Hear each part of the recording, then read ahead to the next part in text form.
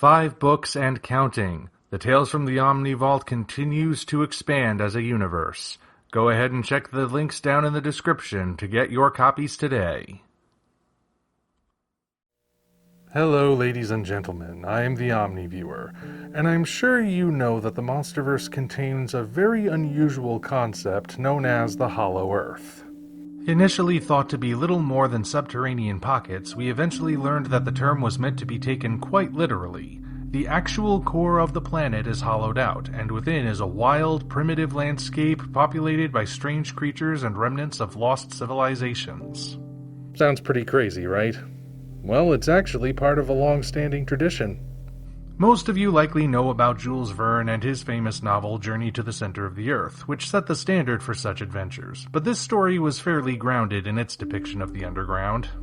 Well, as grounded as such a wild concept can be. True, but today we're going to focus on something much wilder.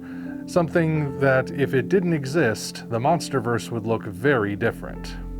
Most of you should be familiar with the works of Edgar Rice Burroughs, probably because you know his most famous contribution to literature, Tarzan of the Apes.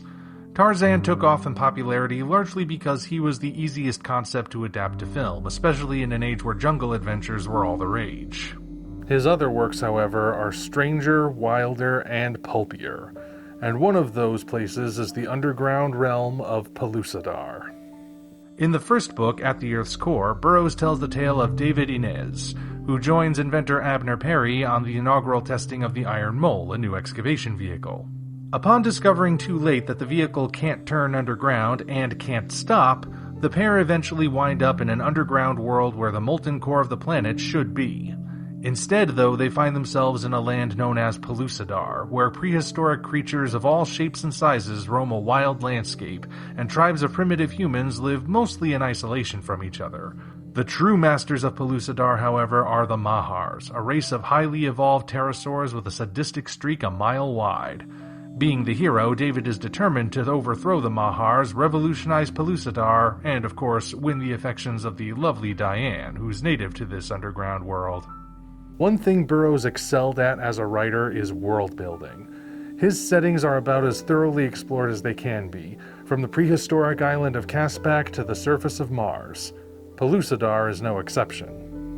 One of the craziest elements of this setting is the fact that it has no horizon. The land is on the interior of a sphere with a sun hanging in the center, so you can start by looking at your feet, steadily lift your gaze, and never find yourself looking at sky. It's quite a surreal thing to comprehend. Naturally, this being a lost world, there are also plenty of prehistoric residents. Unlike other lost worlds, though, Pellucidar is occupied by a mix of dinosaurs and Ice Age mammals, with the latter providing the primary threat most of the time. Culturally speaking, things aren't too bad underground. There are several primitive but still civilized tribes to be found throughout Pellucidar, most of which are quite welcoming so long as they're run by humans. The troglodyte tribes aren't nearly as accommodating, to say nothing of the Mahars, but I'll get to them in a moment. The strangest aspect of all about Pellucidar is how time works down there. Remember the realm of Axis Mundi introduced in the Monarch series where time moves slower than it does on the surface? Well, it might just be a coincidence, but I wouldn't be the least bit surprised if this aspect was borrowed from Burroughs. In Pellucidar, time appears to have no meaning at all. An odd twist in the first book occurs when David gets separated from Doc Perry, then has a lengthy solo adventure in which he escapes from the Mahars, befriends Ja, chief of the Mizop tribe, and has all kinds of adventures that last for months before reuniting with Perry, for whom only an hour has passed. After getting over the initial shock and confirming that neither party is insane, Perry concludes that, while he has no idea how it's even possible, time seems to be a matter of subjective perception in Pellucidar rather than a universal constant, because there's no way to measure it. After all, there's a sun floating in the center of everything, but no rotation, and thus no night or day, and the only moon, known as the Dead World, just hangs near the sun in a single spot without moving. Even the Mahars have no perception of past or future in their records. Things just always are because they always have been and always will be. It's a pretty weird thing to try wrapping your head around. You know, you keep teasing that you're gonna talk about the Mahars. Are you ever gonna actually get to them? Naturally, Snazzy, for they are just as bizarre as everything else in this underground world. When we first arrive in Pellucidar, we learn that the Mahars are the ruling class that all other races fear, but they are also a very strange species. They are the descendants of pterodactyls, specifically the Rhamphorhynchus, but they have evolved in ways that make them feel truly alien. For starters, they are all female, and so must reproduce artificially, a secret vital to overthrowing them. They also don't have ears, having outgrown the need to hear sound, and this leads to them having a very weird ability.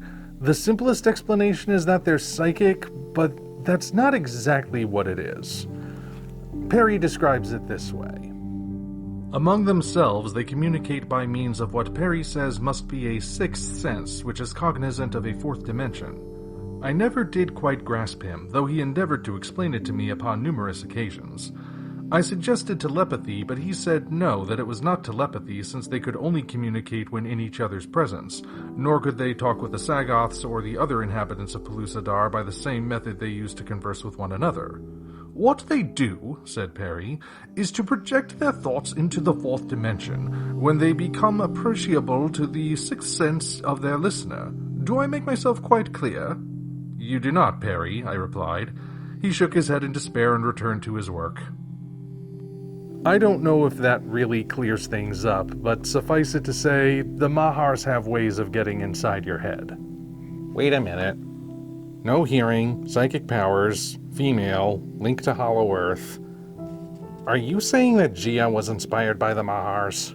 Not necessarily, Snazzy. Any similarities between Gia and the Mahars are probably coincidental, but you gotta admit it's one heck of a coincidence.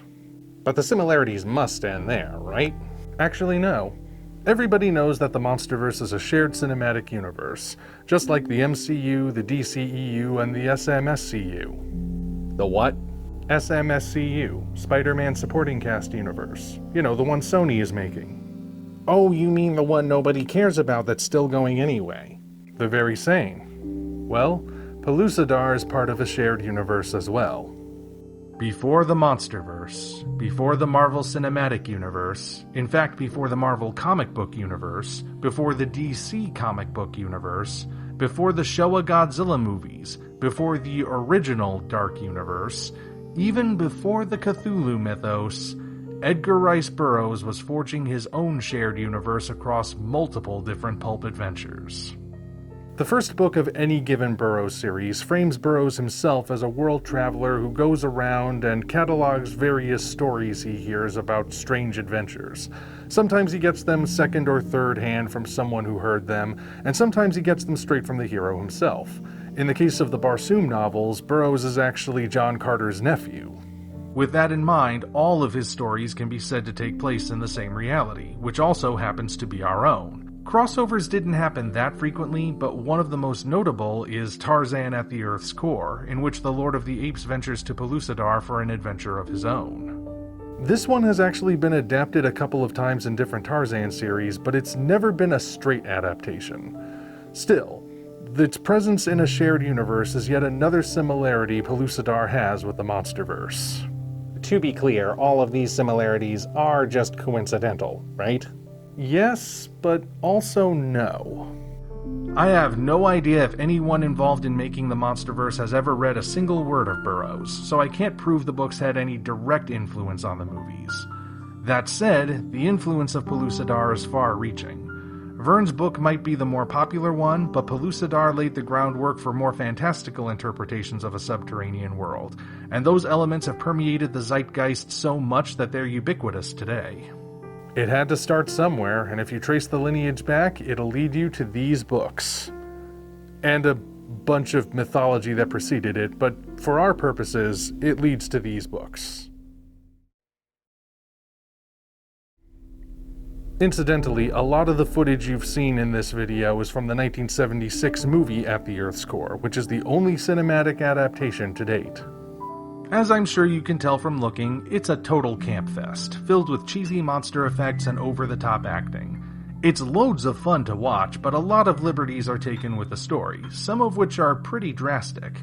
Most notably, Pellucidar is not actually at the Earth's core, but in a random underground pocket, probably because the technology wasn't there to realize the landscape described in the books. It also ends with David and Perry willingly leaving Pellucidar with no plan to return, which is about as antithetical to the Burrows mystique as you can get. That said, there is one detail about the movie that's so good that none of those mistakes matter. You cannot mesmerize me! I'm British! If ever there was a case of perfect casting, it must be Peter Cushing as Abner Perry. Wouldn't you agree? Oh, without a doubt, he is the true highlight.